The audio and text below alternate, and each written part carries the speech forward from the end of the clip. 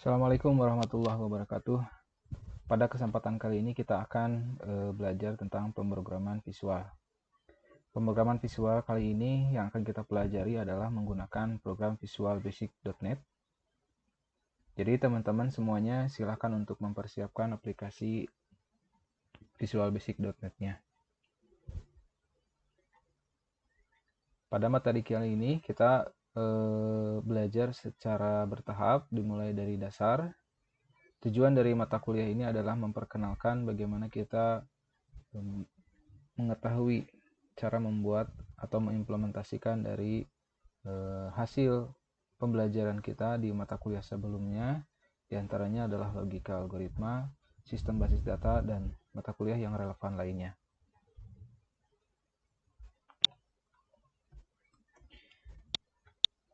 Adapun yang menjadi prasyarat untuk menggunakan aplikasi ini atau praktek dengan menggunakan program Visual Basic ini, diantaranya adalah yang perlu diperhatikan oleh teman-teman semua.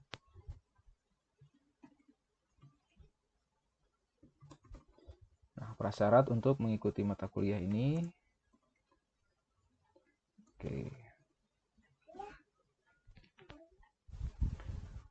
Prasyarat ini yang pertama kita harus sudah pernah mengenal mata kuliah logika algoritma.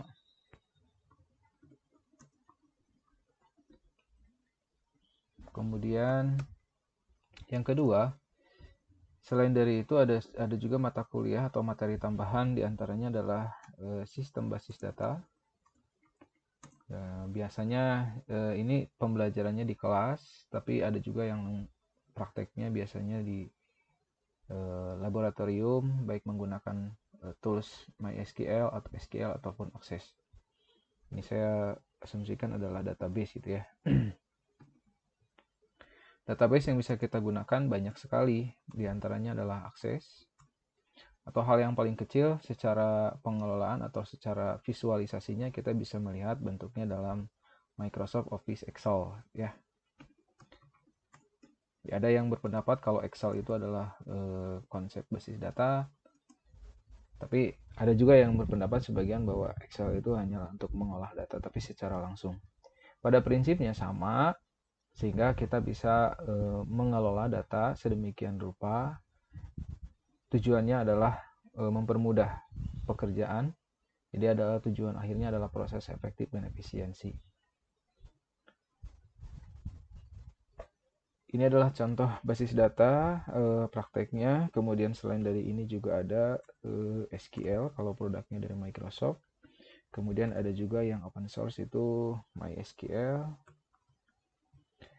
Kemudian ada juga Postgres ya. Postgres SQL. Saya kurang tahu kalau penulisannya, silakan nanti dicek ya.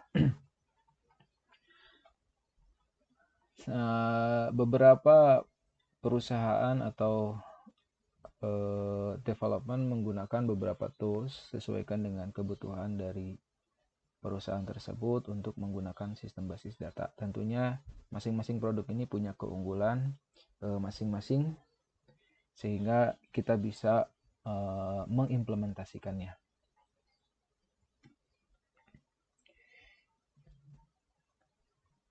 Nah, kemudian ada juga yang menjadi syarat. Nah, kalau ini yang pertama adalah prasyaratnya. Saya kira untuk prasyarat teman-teman semuanya ini harus sudah terpenuhi atau minimal yang nomor satu ini yang sudah dipenuhi. Kemudian ada juga yang menjadi syarat, bahan utama yang nanti akan kita gunakan. Oke. Nah, persyaratan di sini yang akan kita gunakan adalah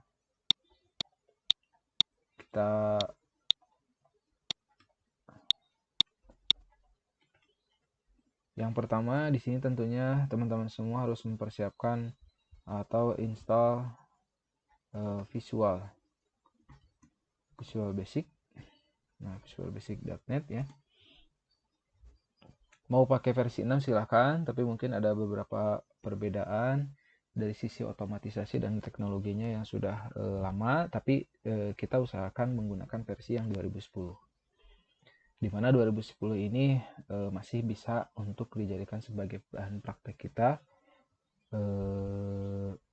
atau mau pakai yang versi di atasnya atau yang terbaru itu juga diperbolehkan, sehingga kita bisa langsung praktek.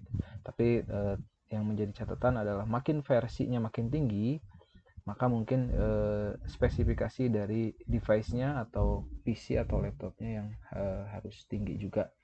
Tapi saya yakinkan, saya pastikan kalau kita menggunakan yang 2010 itu sudah mencukupi dari kebutuhan yang akan kita gunakan.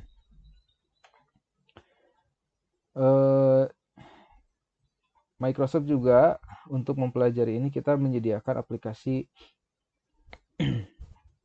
yang open source, jadi teman-teman silakan dengan menggunakan beberapa versi. Untuk sebagai pembelajaran awal silahkan teman-teman cari Microsoft Visual Studio 2010, atau ini biasanya seperti ini ya. Nah seperti ini, dan di akhirnya suka ada versinya, kira-kira ada enterprise, profesional, ada personal, dan lain sebagainya. Tapi kali ini silahkan nanti dicari yang expressnya ya, yang express edition. Oke. Kita langsung saja praktek dengan menggunakan aplikasi Visual Basic-nya. Saya buka di sini, sudah install. Nah, ini dia. Visual Basic 2010 Express. Oke. Yang pertama kita harus memperkenalkan interface-nya terlebih dahulu, atau tampilan, supaya nanti kita lebih leluasa maksud dan tujuannya tampilan ini untuk apa. Secara garis besar, untuk tampilan ini kita pengenalan dulu ya, pengenalan program, maksudnya program VB.NET-nya. Oke, pada tampilan ini kita akan coba memperkenalkan yang pertama. Nah, bentuknya seperti ini teman-teman, kalau sudah dibuka silakan.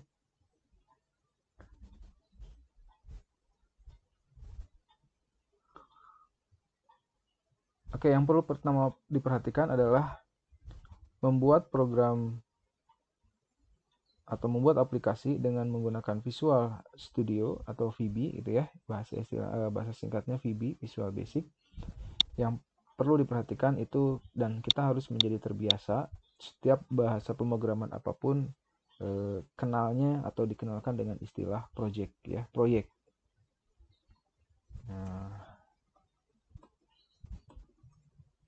Nah, jadi istilah project ini yang perlu kita artikan adalah membangun satu buah aplikasi dalam satu buah project. Kenapa disebut dengan project? Secara istilah atau penamaannya sendiri, memang project itu diistilahkan satu pekerjaan yang dibangun dalam beberapa waktu, kemudian dengan jumlah sumber daya yang telah ditentukan, baik sumber daya manusia maupun sumber daya yang lainnya yang dibutuhkan. Artinya kalau secara kasarnya seperti ini. Kalau kita mendengar istilah project, mungkin yang terbayang itu project rumah, project pembangunan jembatan, project pembangunan, dan lain sebagainya. Nah, kalau kita bisa visualkan atau kita migrasikan ke dalam sebuah sistem, proyek membangun sebuah sistem informasi. Contoh di sini manajemen rumah sakit. Proyek membangun sistem perbankan. Nah, itu istilah proyek itu juga bisa digunakan, sehingga aplikasi yang kita buat itu akan terdiri dari beberapa kebutuhan. Yang namanya proyek berarti dia membutuhkan atau dikerjakan dalam waktu tertentu. Jadi ada program, ada pengerjaannya. Kemudian dikerjakan tidak hanya oleh satu orang, gitu. Meskipun secara kenyataannya boleh saja satu orang mengerjakan satu proyek besar, tapi dilihat dari kesulitan dan kerumitannya, maka secara garis besar itu sangat tidak memungkinkan sekali. Makanya tim developer atau satu buah proyek itu dikembangkan oleh beberapa orang. Ada yang, kalau istilahnya mungkin ada yang bagian back end-nya, ada bagian front end-nya, ada bagian database administratornya, ada networknya, sampai dengan infrastruktur yang digunakan atau teknologi yang digunakannya kira-kira apa. Sehingga kesemuanya itu perlu dibangun dan dibuatkan dalam bentuk tim. Maka istilah proyek itu sangat cocok ketika kita membuat satu buah program atau sebuah sistem. Nah, untuk membuat software atau membuat program, maka kita juga dengan membangun project. Inisialisasi project. Kita langsung praktek di sini, klik file, kemudian new project. Jadi project baru, project yang akan kita gunakan. Ini yang versi Express Edition, jadi sangat terbatas, tapi untuk pengenalan sebagai tahap awal sangat cocok, ya, cukup digunakannya. Yang pertama, nama project itu kita tentukan dengan nama project apa? Contohnya sistem informasi kepegawaian. Jadi nanti yang membahas tentang sistem informasi kepegawaian itu mulai dari mendata profil pegawainya, data kepegawaiannya sendiri atau profil orangnya, kemudian data kepegawaian mulai dari jabatan, tanggal masuk, kemudian lama bekerja, kemudian pangkat dan status golongan, sehingga data itu diolah sedemikian rupa.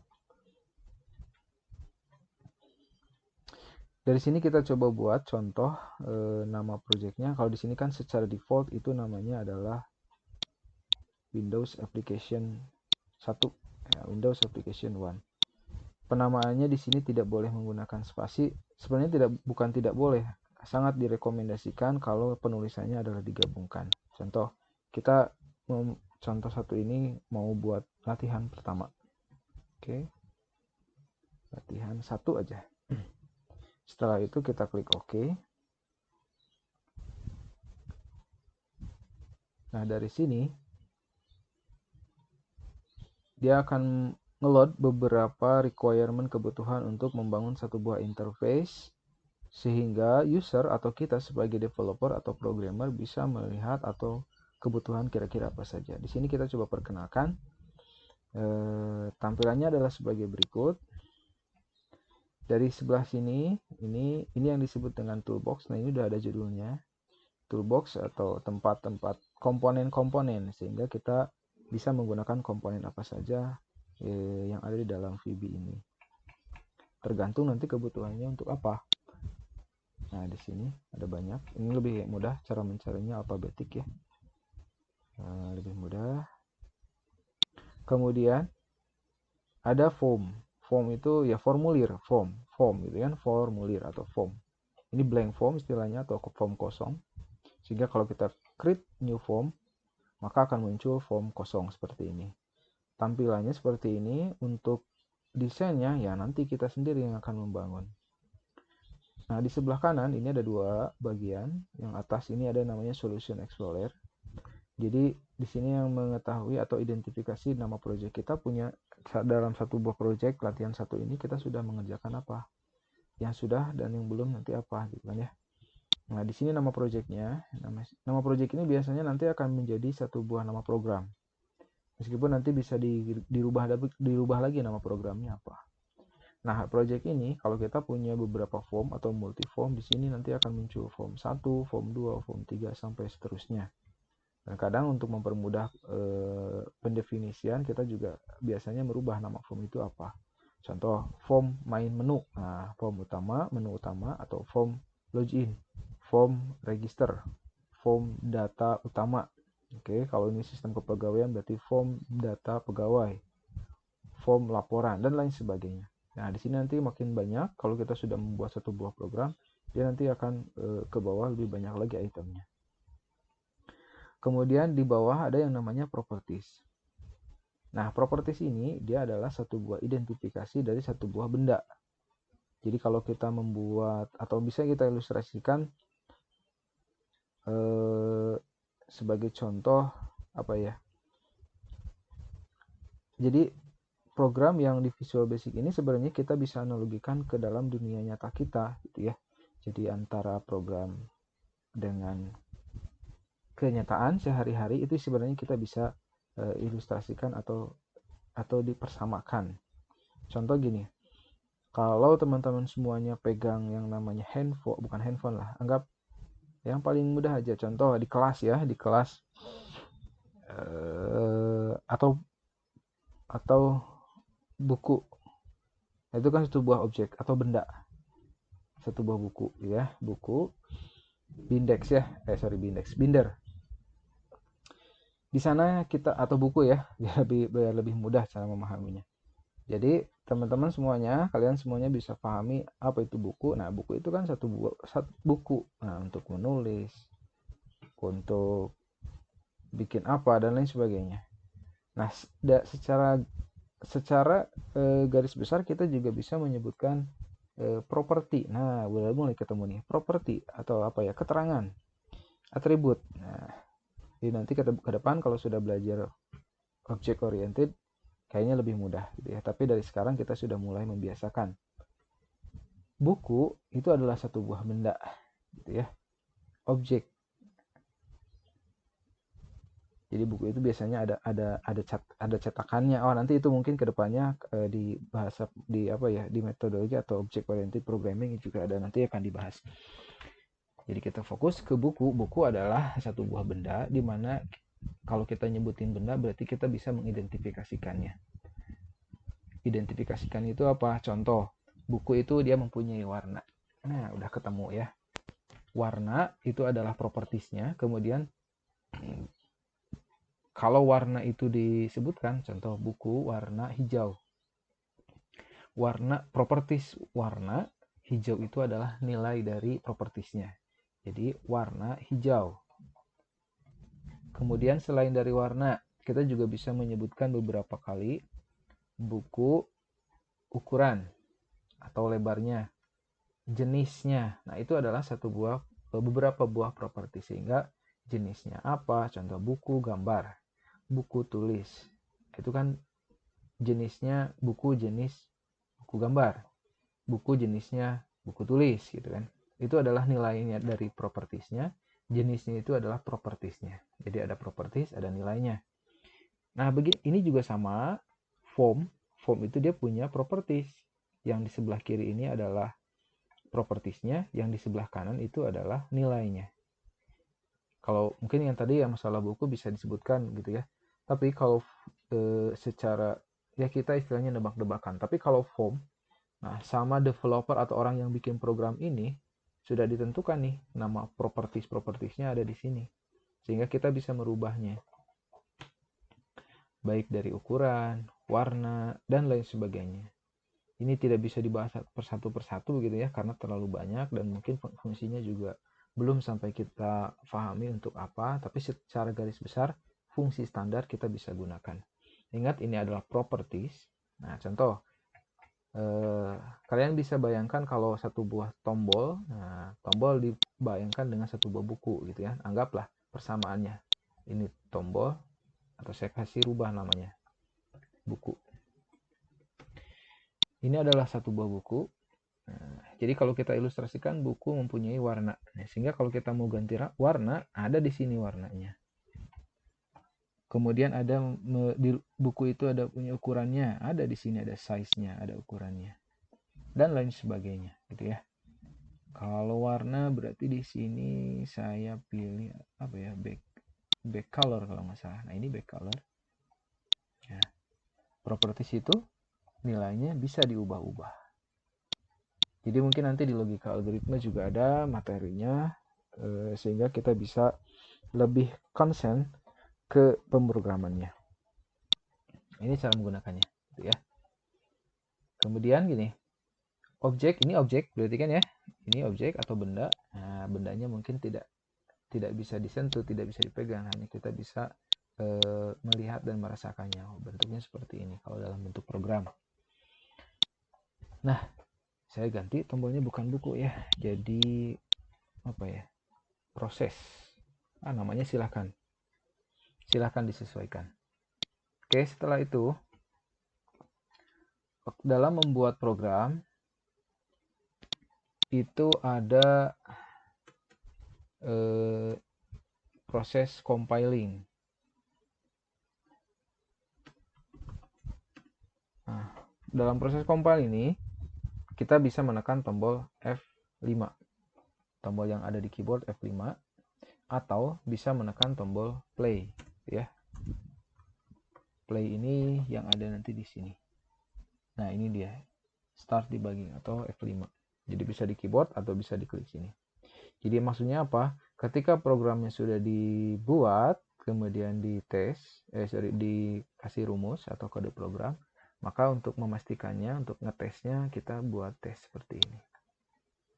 Oke, nah dia nanti akan menjadi bagian yang terpisah dari program yang sedang kita buat, sehingga dia nanti akan membuat satu buah form. Nah, form 1 ini sama seperti ini. Kalau yang ini adalah form yang form desainnya, ini ada kelihatan desain. Kalau ini adalah form yang sudah hasil testing atau di-compile. Gitu. Nah, ini belum ada sama sekali. Jadi prinsipnya ketika kita menggunakan program untuk yang bahasa compiling gitu ya. Jadi dia ada 3 tahap. Yang pertama, dia ada tahap yang pertama gitu ya. Dia ada tahap desain. Kemudian yang kedua, dia punya tahap coding. Dan yang ketiga, dia punya tahap testing lah ya, atau compile. Ini bukan persamaan ya, maksudnya compile itu mungkin nanti di tahap akhir ketika programnya selesai di develop, maka kita bisa compile dan publishing. Jadi artinya programnya siap digunakan. Kita nanti akan bekerja secara terus-menerus menggunakan 1, 2,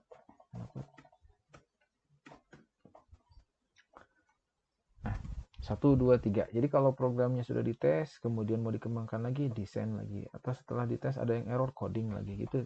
Secara terus-menerus dia akan berputar seperti itu sampai dengan programnya sesuai dengan hasil algoritmanya, sesuai dengan fungsi yang telah kita berikan.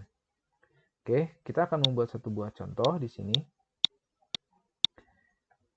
Ini tahap desain. Meskipun kita membuat satu buah tombol di sini, ini modenya mode desain gitu ya.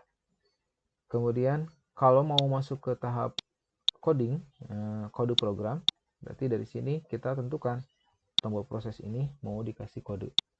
Kita double klik, nah, sehingga muncul seperti ini.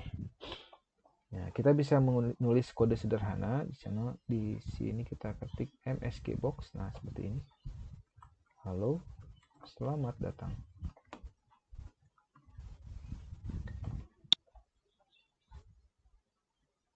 Nah, ini adalah tahap coding atau tahap ngasih rumus untuk tombol proses, gitu kan? Nah, setelah itu kita masuk tahap tes atau compile. Tadi menekan tombol F5 atau tombol play. Jadi di sini klik tombol F5 atau play. Ya. Setelah muncul, boleh kita klik tombol proses ini. Maka akan muncul halo, selamat datang. Isinya sama gitu ya. Pola penulisannya untuk program Visual Basic ini seperti ini. Ini simpelnya. Kalau kita mau lebih lengkapnya, oke, kita stop dulu. Nah, ada dari proses testing, kalau mau balik lagi, oh ternyata rumusnya mau diupdate. Kita bisa langsung klik tombol close ini, atau yang stop debugging ini. Ada start, ada stop ini ya. Boleh dari sini langsung. Nah, untuk rumus yang lebih lengkapnya, di sini kita kasih koma. Ini ada banyak opsi, tapi saya lebih sering segini. VB, oke. Only, plus, VB information, koma, ini judulnya. Nah, judul pesan. Atau contoh apa ya? Judul aja ya. Nah, seperti ini. Jadi nanti mungkin ini ada tombol oke saja, ditambah simbol. Ini ada simbol VB information. Kita tes ya, kita perlihatkan. Dengan VB information, tampilnya sudah lebih menarik. Kalau tadi kan cuman halo selamat datang. Terus namanya latihan 1. Sekarang ada judul. Nah, judulnya tergantung yang kita masukkan. VB OK only berarti tombolnya ada OK-nya saja. Information ini warna biru, huruf I. Kalau mau kita rubah juga bisa, silahkan. Contoh di sini VB warning, oh bukan, warning, exclamation. Nah, kalau diganti exclamation berarti ini menandakan pesan yang nanti akan kita buat ketika membuat program, atau ada beberapa notifikasi yang sifatnya apakah itu warning, larangan, kemudian pertanyaan dan lain sebagainya, atau informasi. Nah, nanti disesuaikan ya. Kemudian ada lagi contoh VB critical. VB. Nah, kalau ini biasanya yang error gitu kan. Ini lagi untuk error seperti ini.